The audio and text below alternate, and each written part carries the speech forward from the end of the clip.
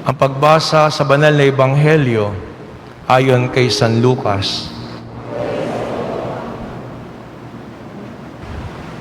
Nang panahong iyon, ang Anghel Gabriel ay sinugo ng Diyos sa Nazaret, Galilea, sa isang dalaga na ang pangalay Maria.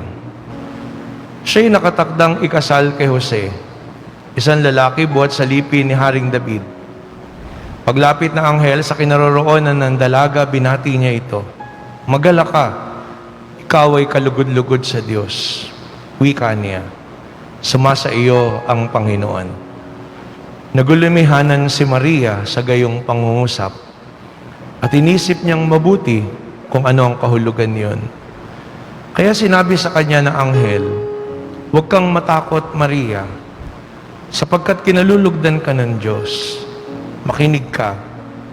Ikaw ay maglilihi at manganganak ng isang lalaki at siya'y tatawagin mong Jesus. Magiging dakila siya, tatawaging anak ng kataas-taasan. Bibigay sa kanya ng Panginoong Diyos ang trono ng kanyang amang si David. Maghahari siya sa angkan ni Jacob magpakailanman at ang kanyang paghahari ay walang hanggan." "Paano mangyayari ito? Gayong ako'y dalaga," tanong ni Maria. Sumagot ang anghel, "Bababa sa iyo ang Espiritu Santo at lililiman ka ng kapangyarihan ng kataas-taasan. Kaya't banal ang ipanganganak mo, tatawaging anak ng Diyos. Natatandaan mo ang kamag-anak mong si Elizabeth. Alam ng lahat na siya'y baog. Ngunit naglihi siya sa kabila ng kanyang katandaan at ngayoy ika-6 na buwan na ng kanyang pagdadalang tao, sapagkat walang hindi mapangyayari ang Diyos." Sumagot si Maria, "Ako'y alipin ng Panginoon. Mangyari sa akin ang iyong sinabi." At nilisan siya ng anghel. Ang mabuting balita ng Panginoon.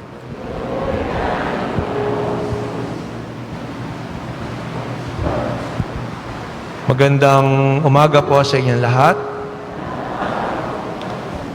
Bagamat ngayon ay nasa karaniwang panahon po tayo, ika-27, ang misa natin ay partikular para sa karangalan ng Mahal na Birhen ng Santo Rosario.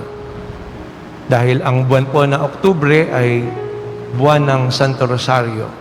At kahapon, yan po talaga yung nakatakdang kapistahan ng Mahal na Birhen ng Santo Rosario. Bagamat ang Santo Papa nung araw, tinakda na sa unang linggo ay nandun ang kapistahan ng Mahal na Birhen ng Santo Rosario. Ang Rosario po, mahalagang mapagnilayan natin na napakagandang regalo ng Mahal na Birhen para sa sangkatauhan.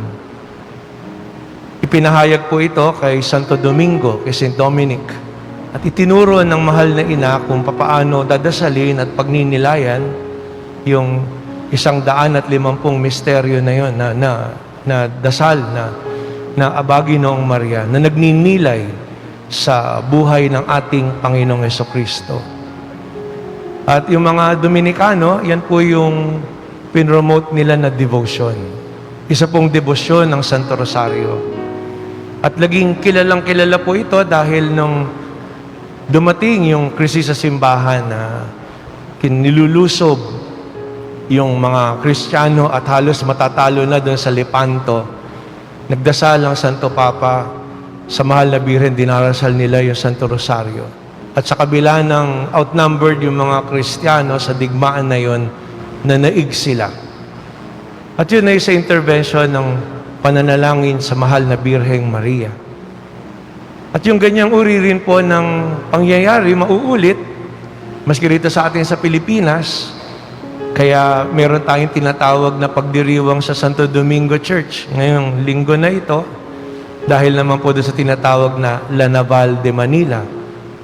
Kaya pa nakikita natin yung Mahal na Birhen ng La Naval, nakahawig din ng imahe ng Santo Rosario sa Manawag, dahil yun naman po yung lugar lang eh. Doon nagkaroon din ng pangyayari na nagkakaroon ng digmaan matatalo din, nagdasal, at nanalo din yung mga Kastila, mga Kristiyano. Mauulit pa po yan sa ibang mga bahagi. At dahil doon naging popular yung debosyon ng Santo Rosario. Kaya nga nung araw ang tawag po sa mahal na Birhen na larawan ng Santo Rosario ay Our Lady of the Victory. Kaya kung minsan makikita natin merong ganong titulo ang mahal na Birhen at ang itsura niya, yung Holy Rosary. Noong 1969, na si Saint Paul VI, ang Santo Papa Paulo ika-6, tinakda niya na ang magiging tawag na sa pista na ito ay Our Lady of the Rosary. At halos ang buwan po ng Oktubre ay buwan ng Santo Rosario, buwan ng mahal na Birhen dahil maski ang apparition sa Fatima na nagsimula ng May 13, matatapos po yan ng October 13. Kaya na dyan bumabagsak yung pagdiriwang sa mahal na Birhen ng Fatima. Kaya halos yung buong buwan ng Oktubre, kung tawagin natin ay buwan ng Santo Rosario, buwan ng pagdarasal. At napakagandang regalo po yan sa sangkatauhan. Yun nga lang ang malungkot, nagdadasal pa nga ba tayo ng Rosario sa panahon ngayon? Nung araw, nalala ko, nung malilit po kami, pag umuwi kami sa impo ko, wala pa mga SM noon, tindahan lang ng sapatos dun sa Avenida po noong araw yun. Kahit saan ka magpunta maghapon, walang problema. Sa baryo lang naman yun eh. Basta 6:00, kailangan nasa bahay ka kasi mag-oorasyon, magdadasal ng rosaryo. Every day. Kaya nga po, ang tawag sa Santo Rosario ay family prayer. Dahil araw-araw nagtitipon ng mag-anak para magdasal. At yun ang napakasimpleng dasal na ginagawa ng mag-anak. Yung pagsisimba, ginagawa natin yan lingguhan. Pumupunta tayo sa simbahan, nagsisimba tayo. At sa parokya, kung malapit yung bahay natin, may oras tayo, pwede tayong pumunta kahit araw-araw para magsimba. Pero kung meron trabaho, meron mga obligasyon, may mga pananagutan, hindi mo magagawa araw-araw. Talagang bibigyan mo lang oras once a week. Pero anong pwede mong gawain sa araw-araw? Ang magdasal. At ang napakagandang paraan ng pagdarasal na pananalangin ng pamilya araw-araw na simpleng-simple ay ang panalangin na yan na itinuro ng mahal na Birheng Maria, ang Rosario. Kaya nga, sinasabi ni Father Patrick Peyton, the family that prays together, ano po yun? Stays together. Ulitin nga natin, the family that prays together, stays together. Alam natin. Pero ang pangalawang tanong, kailang makasasagot, ginagawa niyo ba? Ilang pamilya nga ba sa araw-araw ang may oras talaga para magdasal? May oras para mag-YouTube, may oras para mag-My Day, may oras para kumain, may oras sa lahat ng bagay. Pero may oras nga ba yung pamilya natin na partikular para magdasal? Kaya wag tayong magtaka kung hindi natin namamalayan, nalalayo yung loob natin sa bawat isa. Paulit-ulit sinasabi ko po yan. Pag wala na tayong oras sa Diyos, sigurado po yun, mapapabayaan di lamang natin yung ating sarili, kundi pati yung mga mahal sa buhay at pananagutan natin. Pero kung may oras tayo sa Panginoon, sigurado po yun, maaalagaan natin yung ating sarili, magagampanan natin ng matapat dahil ituturo lagi sa atin ng Espiritu Santo kung paano tayo higit na magiging mapagmahal sa Diyos at sa bawat isa. Kaya wala pong ibang daan kundi sa pamamagitan ng pagdadasal. Bakit nga ba sa panahon ngayon na mas maraming pagkakataon ng mga pamilya na maglibang o nandun na mas maraming pagkakataon ng mga mag-anak na magkaroon ng pag-uusap dahil sa teknolohiya, hindi pa rin ganong kalapit ang maraming mga pamilya sa isa't isa. Kasi ang naisantabi ng maraming mag-anak ngayon, ang pagdadasal. At ang pinakasimpleng dasal na dati dinadasal ng mag-anak, di na nila ginagawa, ang rosaryo. Marahil dahil una, nagkaroon ng maling mga turo o kaisipan na sinasabi, yung kasing rosaryo ay dasal na paulit-ulit. Diba? Narinig natin minsan yan. May mga nangangaral na mga na nagsasabi, ba't kayo nagdadasal ng paulit-ulit? Tinitira nila yung mahal na birhen. Bakit daw pinararangalan yung mahal na birhen? Kaya nga, pinagbababasag yung mga imahe na yan. Ano nga ba talaga yung katotohanan sa turo na yan na walang kwenta yung dasal na paulit-ulit na binabasa pa yung sita sa banal na kasulatan? Mali ang interpretasyon na sinasabing bawal magdasal ng paulit-ulit. Yung pong sitas na yon na sinasabing walang kwenta yung dasal na paulit-ulit, walang connection po yun sa paulit-ulit na dasal. Pag binasa nyo yung bahagi na yon ng banal na kasulatan, ang sinasabi doon, yung mga pariseo na kahit ulit-ulitin nila yung kanilang dasal, walang halaga. Hindi dahil paulit-ulit, kundi dahil malayo ang puso nila sa Panginoon. Yun po yung sinasabi ng sitas na yun.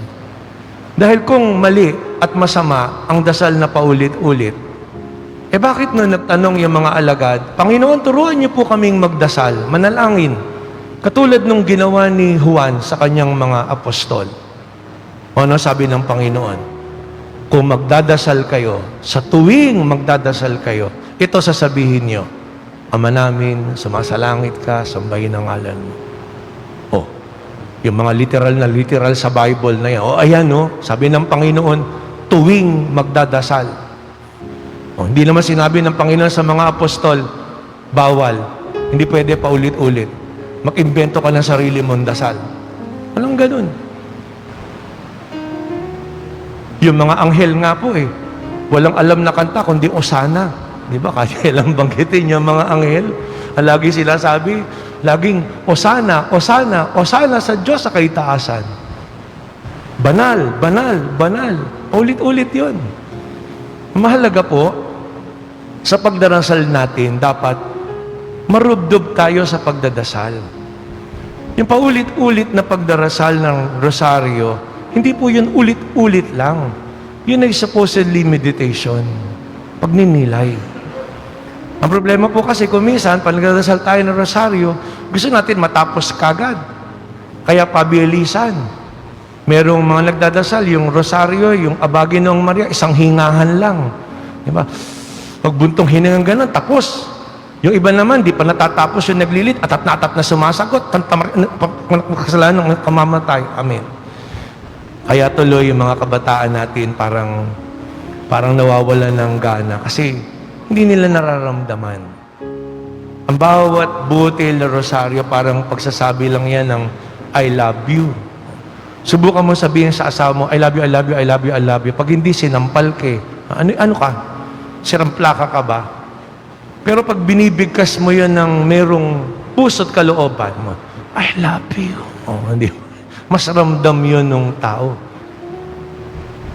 Si St. John Paul II, na nagpunta po daw dito noong 1995 sa World Youth Day.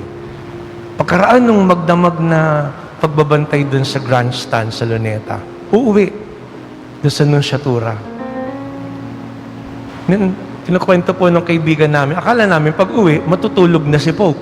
Kasi, imagine mo yung maghapon na yun hanggang gabi. Hindi pag uwi, matutulog. Hindi. Pag uwi daw po, magdadasal pa sa chapel. Magdadasal pa ng rosaryo. Kaya po kinukwento sa amin, kasi nung nagdadasal daw, naglilid ng rosary, naglilid yung nuncio nun, sabi daw ni St. John Paul II, slower. 1 oras daw po yata inabot yung rosary. Hail Mary, full of grace. Siguro kasi ganun nga kabanal si St. John Paul II. Pag nagdadasal kayo ng mataimtim, hindi po kayo maiinip. Hindi nyo alintana kung ano yung oras. Kaya napakahalaga po Ano sa pananalangin natin? Hindi lang magampanan natin, hindi lang mabigkas natin, hindi lang magawa natin. Napakahalaga na isa puso natin. Kaya yun po yung una, sa puso natin. Magdasal tayo nito araw-araw. Ang panalangin ng rosaryo ay isang tinatawag din po na panalangin ng kapakumbabaan. Kaya nga po yung sa mga pagbasa sinasabi, yan ang panalangin na ayaw ng demonyo. Bakit?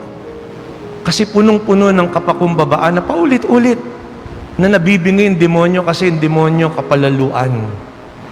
Bakit? Yung abagi noong tandaan po natin, ang rosaryo, hindi po yan panalangin sa mahal na birhen. Hindi po tayo nagdadasal sa mahal na ina.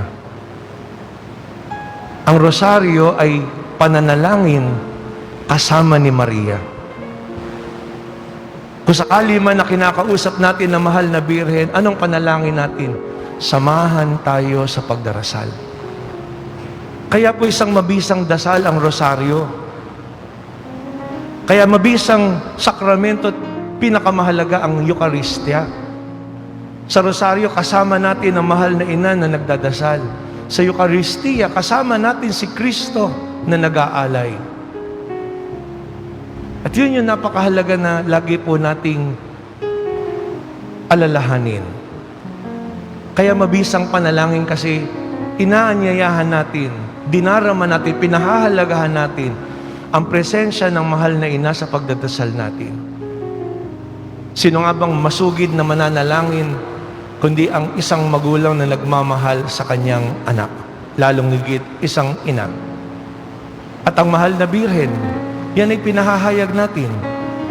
Sa tuwing binibigkas natin, aba, Ginoong Maria, napupuno ka ng grasya, ang Diyos sumasa iyo. Gigil na gigil yung ibang mga tumutuligsa sa mahal na birhen. Akala mo kung sino. Sino ba nagsalita ng mga big salita na yun? Hindi naman inimbento yun na mahal na birhen para sa kanyang sarili. Yun ang bati ng anghel. Sinong Poncio Pilato sa mundo ang pwedeng umagaw at baliwalain yung pagkilala na yun ng Diyos na pinabatid mismo sa anghel, sa mahal na Birheng Maria. Kaya nga kung akala ng mga tao na nangangaral na yun, natutuwa, ang Panginoon, nanay niya yun eh. Bukod kang pinagpala sa babaeng lahat, pinagpala naman ay yung anak na si Jesus. Mga salitang binikas ni Elizabeth, nandalawin siya. Sino ako upang dalawin na ina ng aking Panginoon? Dahil naggagalaw ang sanggol sa aking tiyan. Pinagpala ka sa lahat ng mga babae, pinagpalang dinadala mo sa iyong sinapupunan. Hindi dahil natuwa si Elizabeth na dinalaw siya at pinuri niya mahal na birhen. Mga salitang binikas niya, bunsod habang siya'y puspos ng Espiritu Santo. At pag binibikas natin yan, hindi upang papurihan ng mahal na Birheng Maria, kundi upang kilalanin ang kabutihan ng Diyos. Upang kilalanin ang plano ng Panginoon. Kaya pag dinadasal natin ang mga butil ng ang misteryo ng Santo Rosario, halimbawa, yung Ebanghelyo po ngayon, ang pagbabalita ng anghel sa mahal na ina. Habang binibikas natin yan, ano rin yung iniisip natin? Anong kalooban ng Diyos para sa atin? Anong gusto ng Panginoon na landas nating tahakin? Binubuksan din natin ang kalooban natin sa Diyos, katulad ng pagbubukas ng mahal na birhen ng kanyang sarili sa Panginoon. Kaya napakahalaga po nung period of silence sa pagdadasal.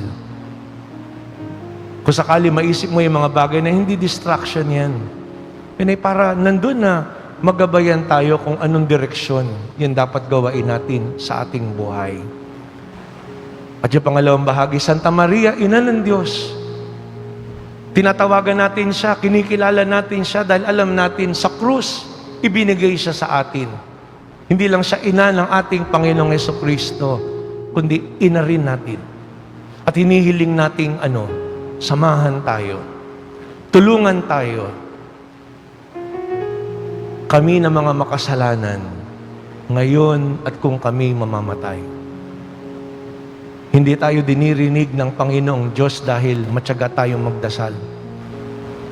Hindi natin nakakamit ang mga himala na kaloob sa atin ng Panginoon at kabutihan sa araw-araw dahil mabuti tayo. Mga makasalanan tayo sa harapan ng Panginoon at kulang ang kahit na anong kabutihan na magagawa natin.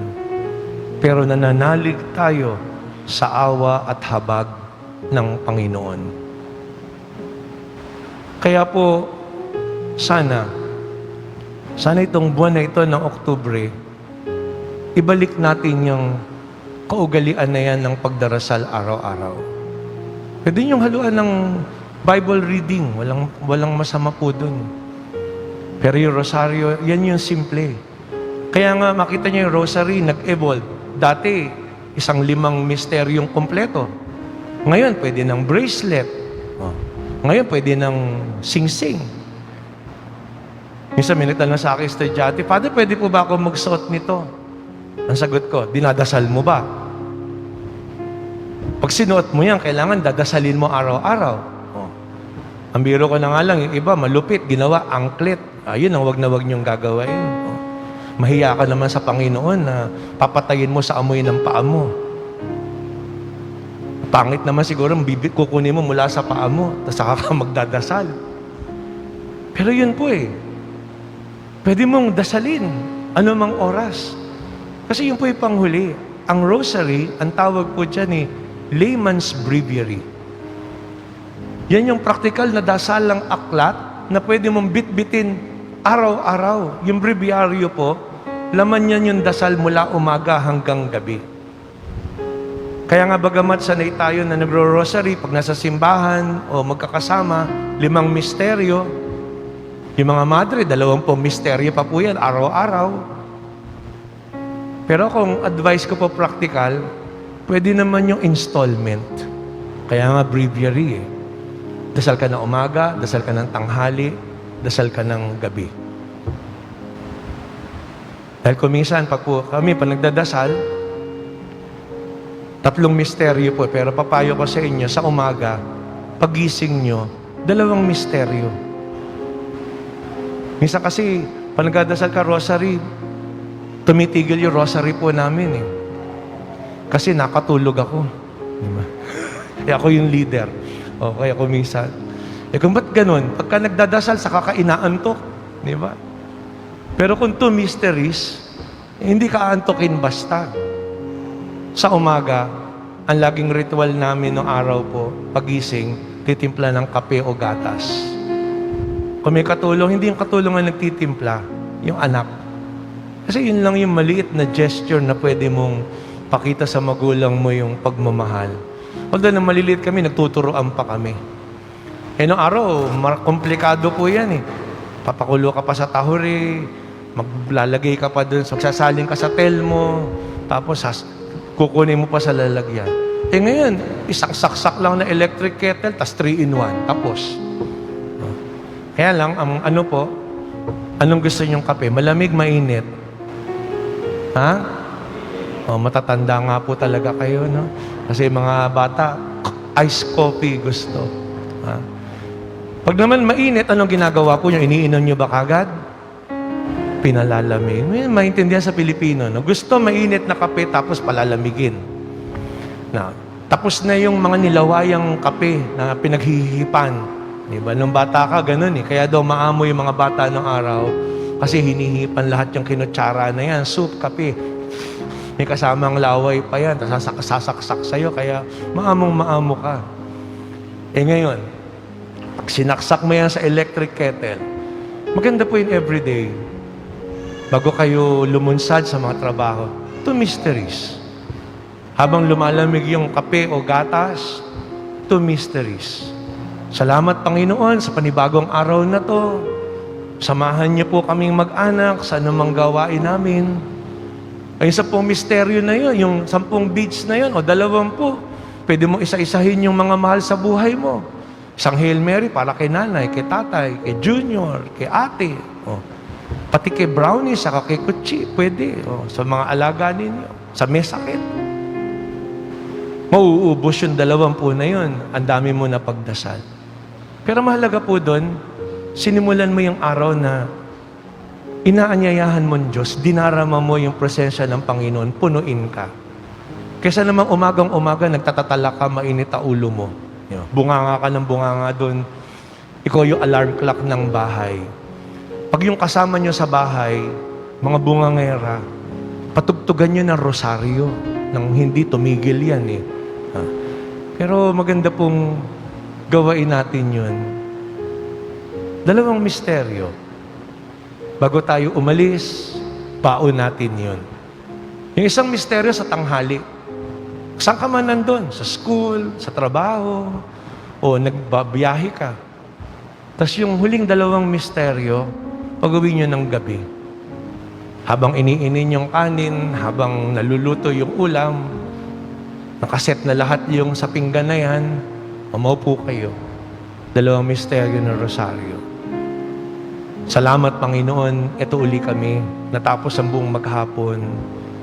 Pwede kayo magsuri sa inyong sarili. Maikli lang po yun. Pero ang maganda po doon, araw-araw kayo pamilya nagdadasal. Hindi magdadasal ka na lang kasi may sakit. Hindi magdadasal ka na lang kasi namatayan ka na o may problema. Araw-araw. Dahil yung panalangin, yung himala ng Panginoon, hindi dahil sinagot yung panalangin natin. Kahit anong dasal mo, may mga pagkakataon, may cancer ka, hindi ka nagagaling. Pero hindi nangangahulugan, didininig ang panalangin mo. Ang biyaya ng Diyos hanggang ngayon, buhay ka. Maliwanag ang pag-iisip mo. At nadarama mo sa bawat araw, nakasama mo ang Diyos. Kaya ang tugon po doon, panibaguhin natin yung ating sarili. Talikuran natin yung kasalanan. Palawakin natin yung pag-ibig ng Diyos sa ating buhay. Kaya po, napakabisang panalangin ng Santo Rosario. At lalong higit, dadalahin tayo niyan sa banal na Eucharistia. Na hindi lamang mahal na birhen ang kasama natin na nagdadasal, kundi si Kristo mismo ang kasama natin na naghahandog sa Ama. Amen.